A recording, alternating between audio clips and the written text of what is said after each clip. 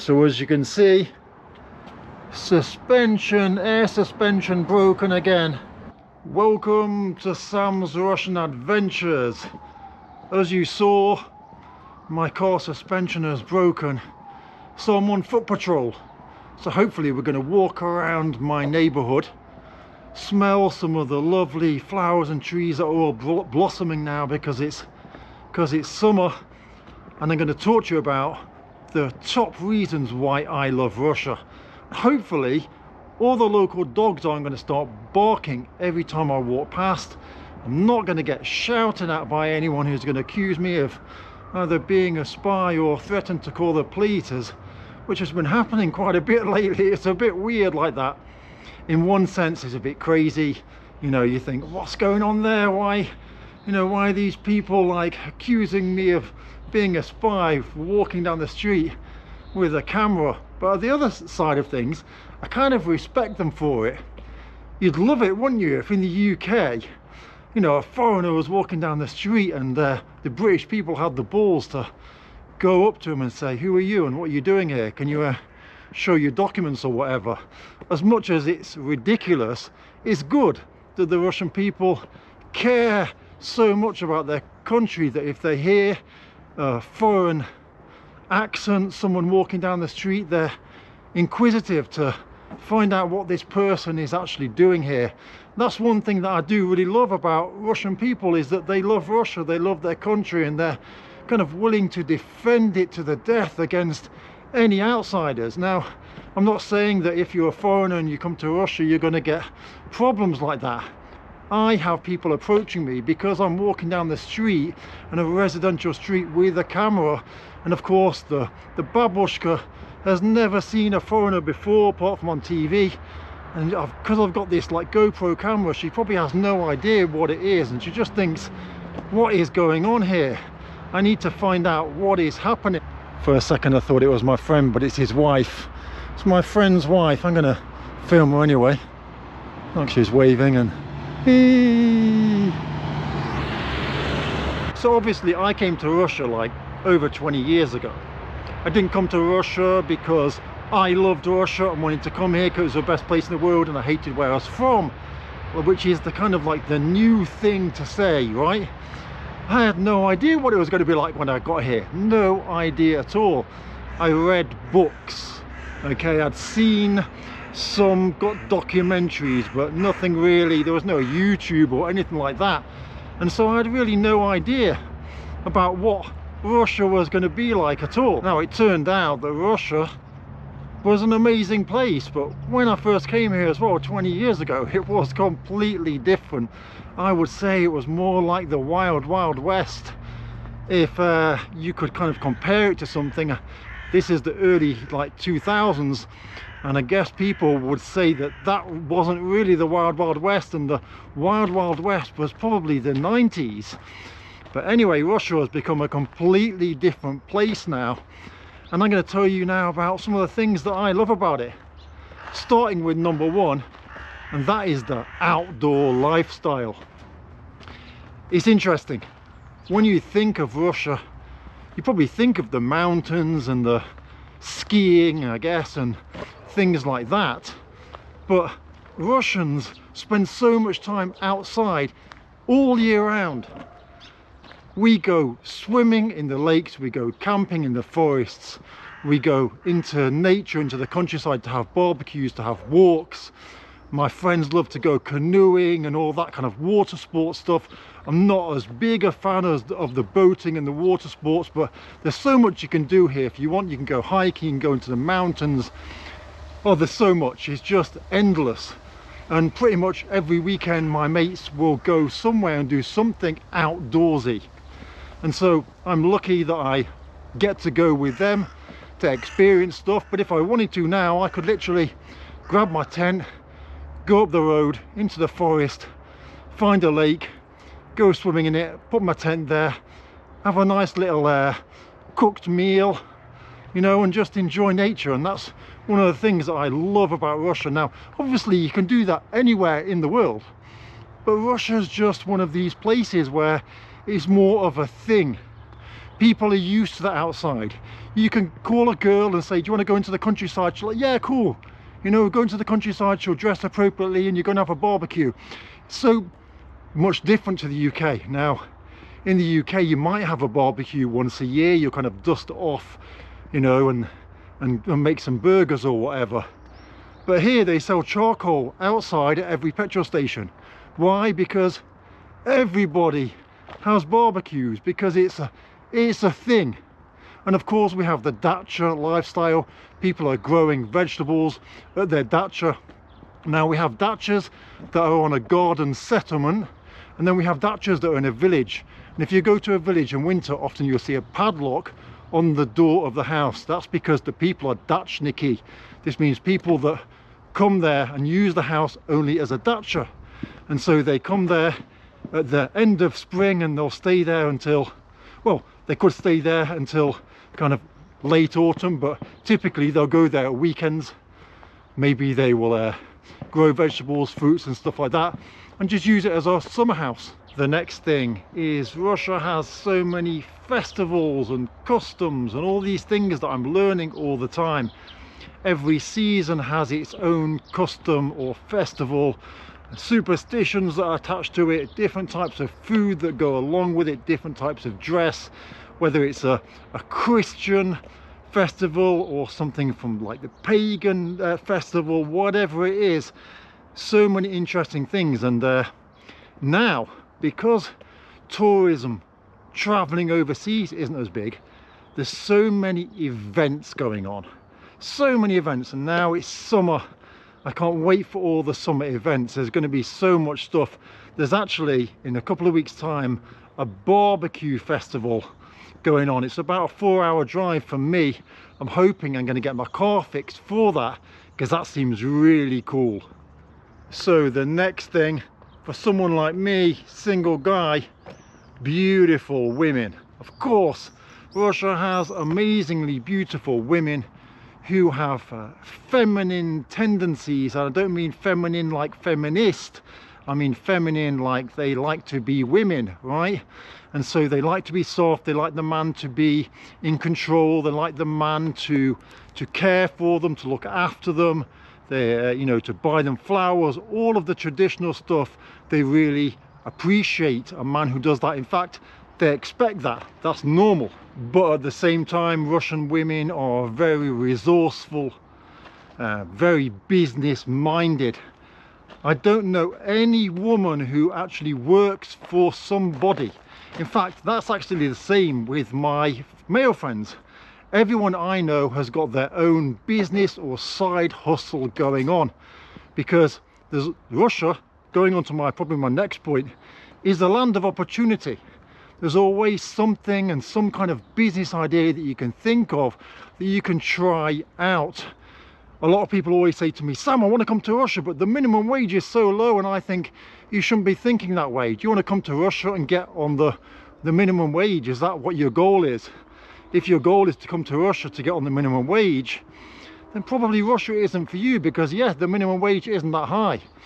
But if you want to come to Russia, bring your ideas with you, perhaps open a business here, give something back to Russia that's going to be interesting for Russia, for the Russian economy, for Russian people, and also do well for yourself. Well, that's the kind of person that Russia is looking to obviously take on board.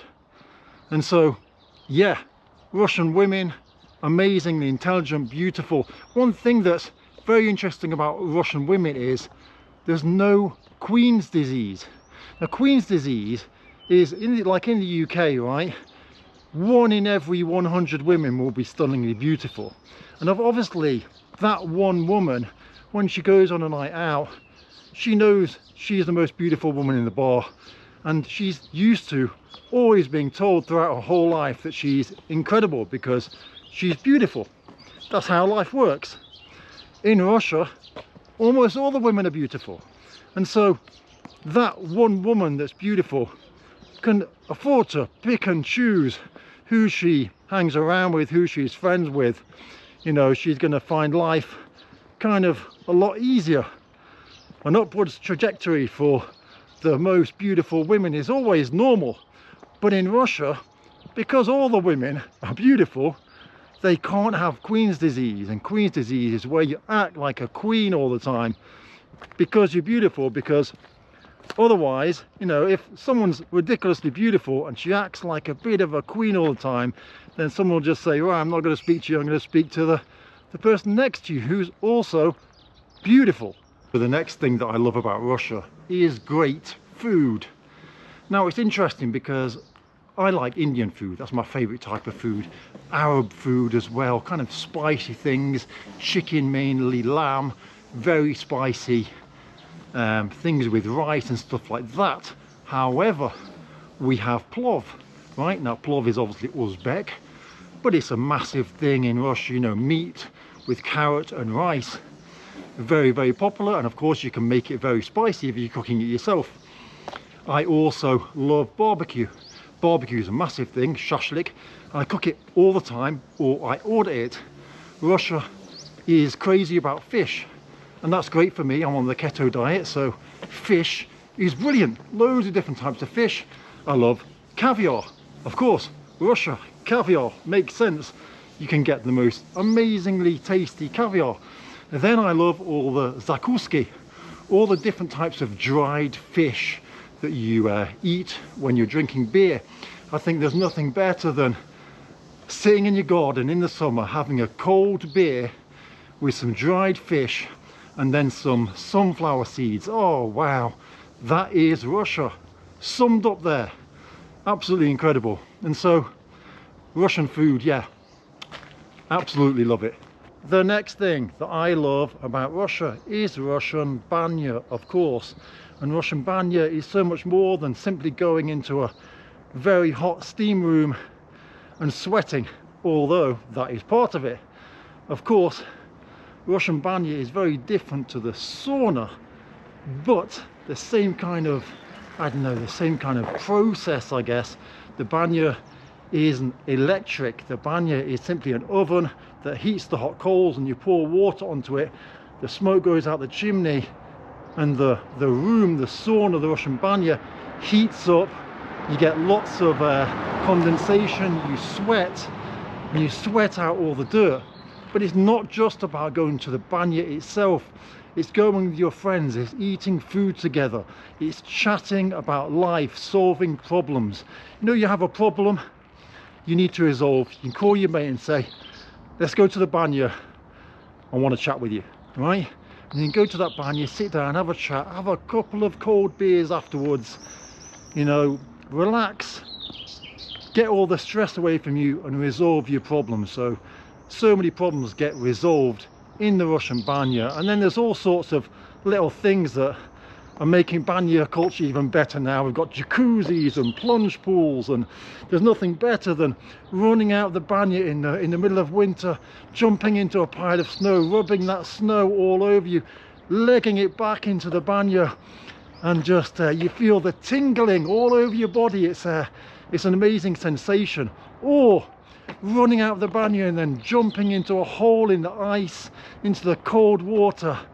Oh wow, it's very, very refreshing. And of course you can do all of that stuff too in summer, but you won't jump into the snow, you'll jump into the lake. So going to the banya is an amazing experience, and something that I do on a weekly, even like twice a week, 3 times a week basis, depending on depending on what's happening in my life. But at least once a week I am in the banya. I've got my banya hat on, I've got my special towel, I've got my sandals, you know, going with the whole thing, and I absolutely love going to the banya.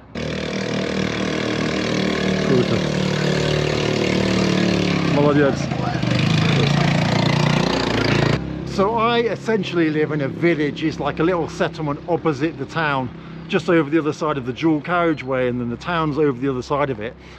And so we have, you know, kids like this burning it around on their, you know, 4x4, what are they called, quad bikes.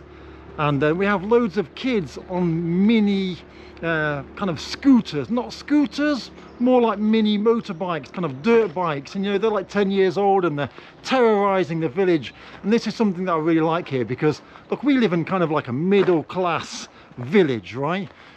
And the parents trust their kids to own these, you know, quad bikes and these little kind of dirt bikes and just drive around the village. Now obviously it's illegal, right? It's a road, but people just turn a blind eye to that.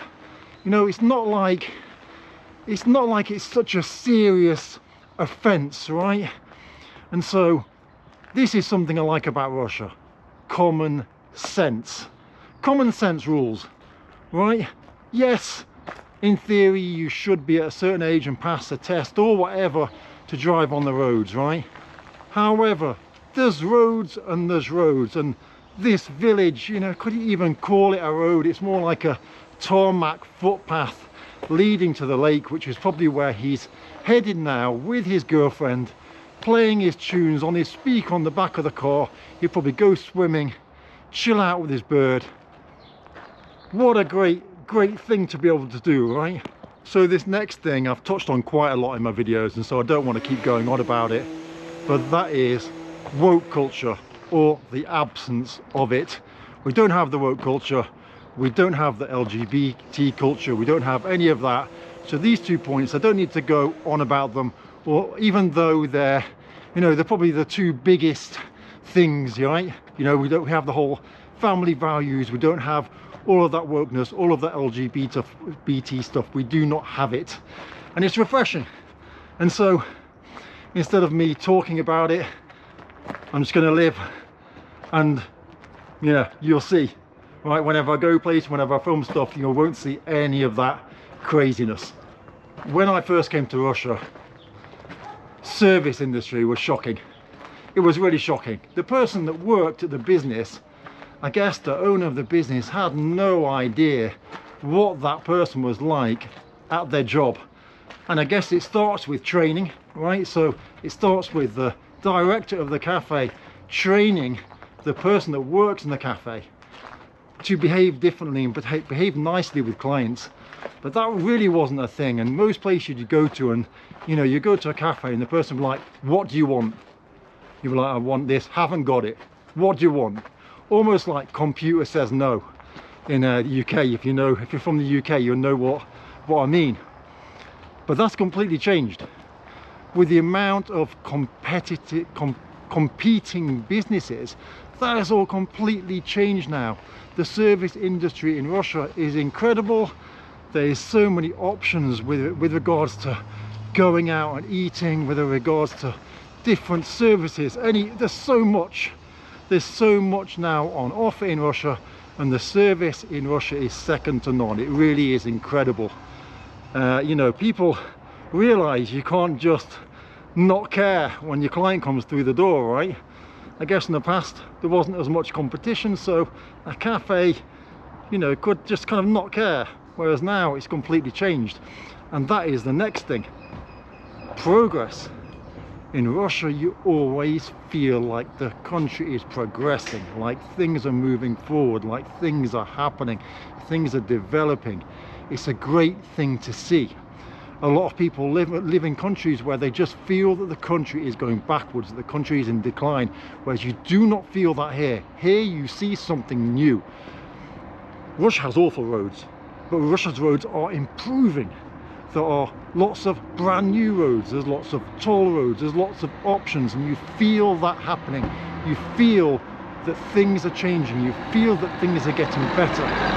You know, your friends will invite you to go somewhere, or you'll go to somewhere that you've been to before, and you'll be like, oh, it was crap last time, but now it's amazing. And you see progress, and that is one of the best things about living here, knowing that you're living somewhere where progress is actually happening before your eyes. So the next topic is going to cause some discussion, some debate, and that is freedom. Every country markets itself as being free. In America, they have the slogan, the land of the free, the home of the brave. And if you ask Americans what they think about America, a lot of people say it's the best country because it's the land of the free and the home of the brave.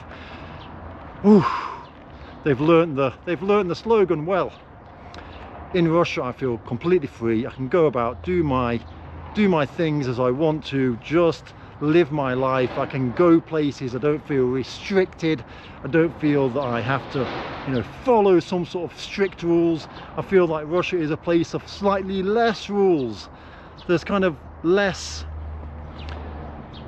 how to explain it. Let's say that it's a kind of place where, yes, perhaps you go to an adventure playground and there'll be an old school playground, right, that looks dangerous, and so therefore you're responsible for your safety or your child's safety, right?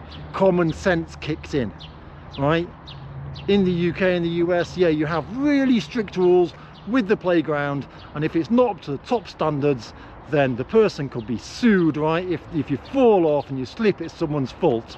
Of course, we have brand new playgrounds and things like that being built here all the time with amazing new infrastructure, but you might go to a village and you might see a crappy one, and that's where you've got to use your common sense. Now, you're free to go and play on that playground if you want to.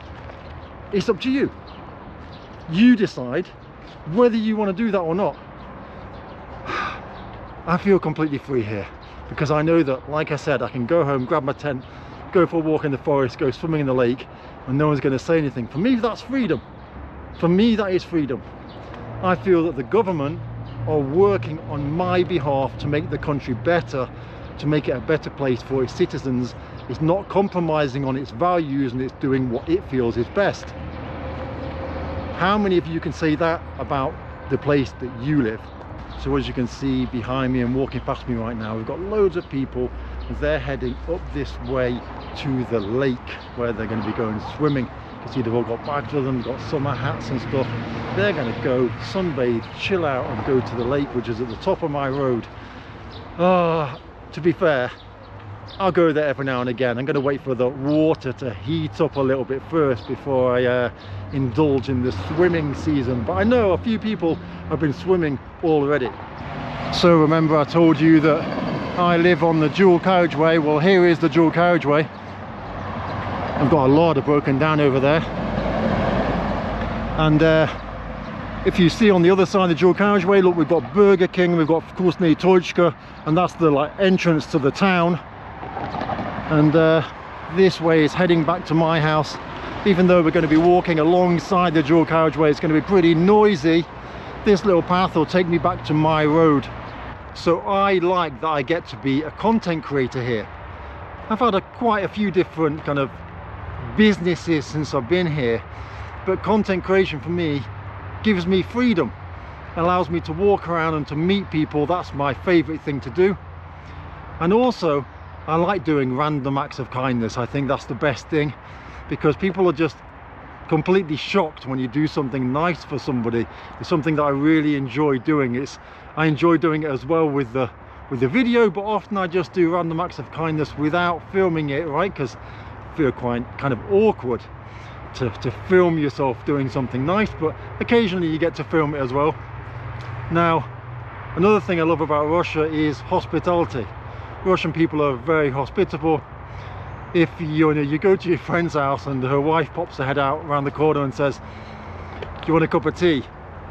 If you say yes, then she'll bring you tea with cake, and then a bag of crisps will appear on the table, and then perhaps, you know, a salad and some fish, and you're like, well, hang on a second, what's going on? Right? And this is just like normal. People kind of feel uncomfortable if you to just sit there. They want to feed you, they want to be hospitable, they want to show their hospitality. And of course, if you're going to their house, then you should probably bring something with you. If it's like an arranged evening where you're going, you've been invited to a barbecue or something like that, then take a bottle with you. I've learned Russian hospitality, and I've taken it to another level now. I'm more hospitable than all of my friends. I don't drink alcohol, but I have probably about 50 bottles of whiskey in my house that are just there for when my friends come around. I'm very hospitable. I love being hospitable. I'm hoping to build like a bar in my like a summer house next to my house. That's going to be one of my projects for the future. And in that bar I'll be able to serve people cocktails and stuff, because I really enjoy that whole hospitality aspect of living in Russia and life in general. My friend's built a house here, and I've just found him now, and he's going to go and he's going to take me to the house and show me the house that he's building. So the final thing is the prices. Russia is cheaper than the UK. It just is. Now obviously if you're living in the center of Moscow, if you've got, you know, very kind of high tastes, then yes, you're going to spend a lot of money. But typically overall it's going to be a lot cheaper here than it is in the UK, which is great, right? Now people are going to say, yeah, but the wages are lower. But I'm making videos for you guys, right? If you're going to come to Russia, as I said, your goal is not to come here and work minimum wage. Your goal is going to be to come here, I'm guessing, and create eventually some sort of business. Maybe not straight away. Maybe to start with you're going to get a job of some sort, but I'm guessing the type of people that want to move to a new country, they're going to move to look for new opportunities, and therefore they're not going to be thinking, well, what's the minimum wage? Because if that's your mindset, then really probably you shouldn't be moving to Russia, because as I said, the minimum wage is going to be higher where you are now. So that concludes my 15 reasons why I love Russia. Do you love Russia? Do you live in Russia? Are you thinking of coming to Russia? What are the reasons you're thinking of coming here? Let me know in the comments. Or if you don't like Russia, strangely watching this video, but let me know what it is that you love about the place that you love and why you love it. See you in the next one.